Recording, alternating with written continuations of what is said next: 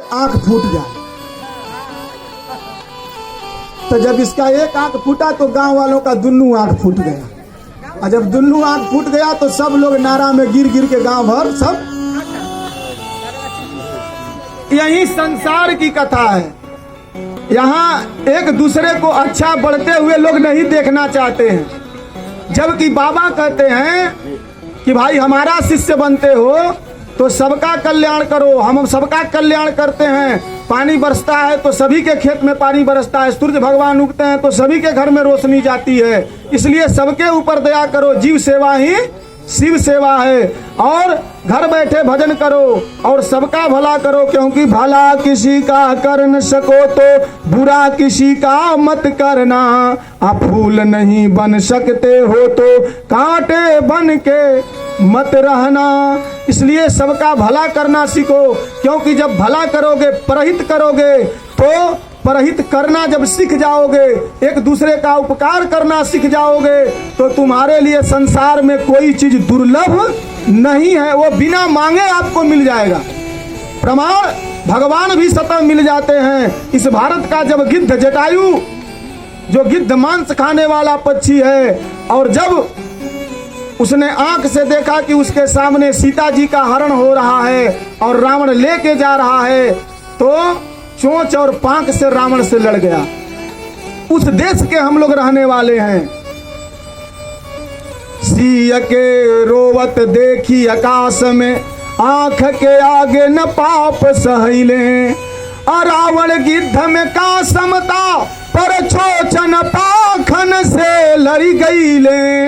अरे देश उहे पर लोग उहे, पर ऊ दिनवा कहवा चली गईले। लाज बचावे बदे पर नारी के, भारत के गिद्धवो मरी गईले। भारत का गिद्ध भी पर नारी का लाज बचाने के लिए मर गया, अपना आहुति दे दिया।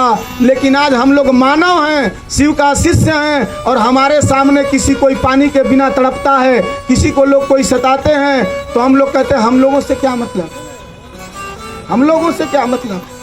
अरे भाई, तो आप लोगों से मतलब नहीं है तो भोलेनाथ को आप लोगों से क्या मतलब है? ठिका लिया है का बाबा है? एक भगत थे, लोग कहते हैं ना भाई, एक भगत थे, संत थे। उसने संत ने संत का ये था कि जो मुझे एक तमाचा मारता है तो मैं उसको दूसरा गाल रोक देता हूं। तो एक गया आदमी एक महात्मा को एक तमाचा मारा जब इस गाल पर, तो दूसरा गाल रोक दिए। और जैसे ही दूसरा तमाचा जब इस गाल पर मारा, और जैसे ही तीसरा उठाना चाहा, तब तक उसके तमाचे पर, उसके मुंह पर एक तमाचा मारे। कहा महाराज आप कहते हैं जो एक तमाचा मारते हैं गाल पर तो दूसरा रोक देते हैं? कहा बिल्कुल, जब तुमने एक थप्पड़ मुझे मारा तो मैंने दूसरा रोक दिया, लेकिन तीसरा जैसे ही उठाया तो तीसरा तो मेरे पास है नहीं, तीसरा तो तुम्हारा है। हमको सता दो, हमको कष्ट दे दो, ठीक है, लेकिन कोई दूसरे को, पराया को कोई कष्ट दे रहा है तो उसका यथासंभव हो सके उसका हमें मदद करना चाहिए। ऐसा नहीं शिव चर्चा रोज कर रहे हैं, कोई खाने के बगैर मर रहा है तो उसको एक वक्त का भोजन भी नहीं कराते लोग। किसी के बेटी का विवाह है, किसी को भोजन नहीं है, किसी को पानी नहीं है, किसी को दाना नहीं है। अगर परमात्मा आपको दिया है तो एक दूसरे का मदद करना सीखिए, दया करना सीखिए, और उसके बाद जब भजन करेंगे तो निश्चित हमारा कल्याण हो जाएगा, इसमें कोई संदेह नहीं है। बोलिए सदगुरु भगवान की। इसीलिए बाबा विश्वनाथ कहते हैं कि आत्मवित्तम त्रिधम कुर्यात् धर्म वृद्ध्यात्म भोगता। अपने जो पैसा कमाते हो भाई, उसका 3 भाग करो। आत्मवित्तम, जो अपनी मेहनत से जो भी कमाते हो उसका 3 भाग करो। आत्मवित्तम त्रिधा कुर्यात् धर्म वृद्ध्यात्म भोगता। पहला काम से धर्म करो, धर्म करो, जीवन में धर्म करना सीखो। क्योंकि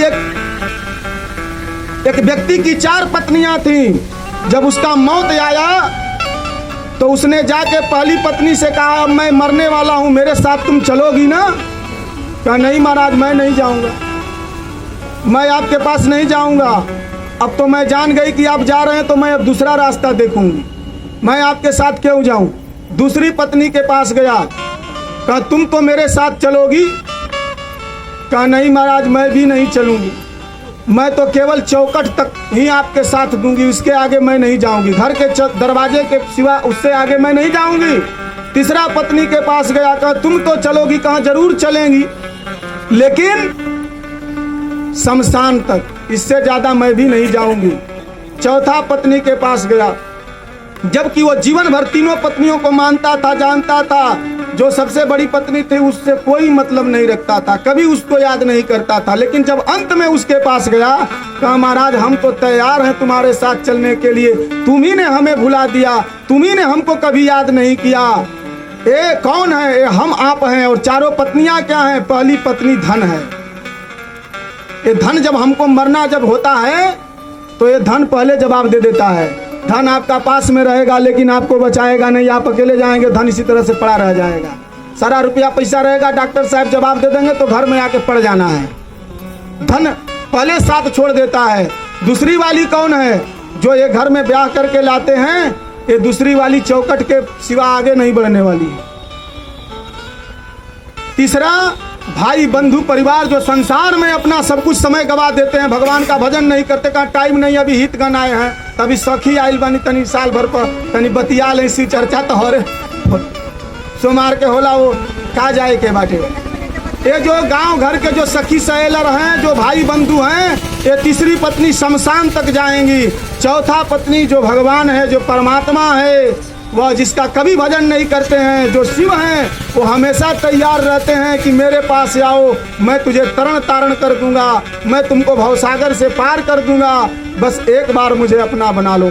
लेकिन कल्प कल्पांतर से दिवस बिताई बात में, रात बिताई सोए, आ शिव भजन बिन ना कियो सारी उम्र दियो खोए। सारा उम्र बीत जाता है और अंत में भगवान को याद करते हैं, इसलिए यहीं साथ जाएंगे। इसलिए भगवान शिव कहते हैं कि सत उमा कहूँ मैं अनुभव अपना, सत हरि भजन जगत सब। इसलिए पहला धन का पहला भाग से धर्म करो, और दूसरा अपना भोग विलास खान पान मकान में खर्चा करो, तीसरा आने वाली पीढ़ी के लिए रखो।